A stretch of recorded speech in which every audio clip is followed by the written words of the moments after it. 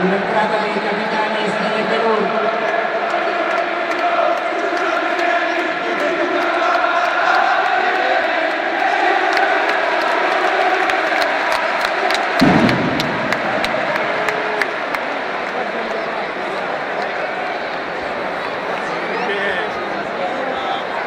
Adesso è arrivato il momento di presentarvi il protagonista della serata, colui che ha voluto tutto questo, colui che ha voluto festeggiare con i suoi tifosi nella sua città, per dare appunto l'addio al calcio con i suoi ex compagni.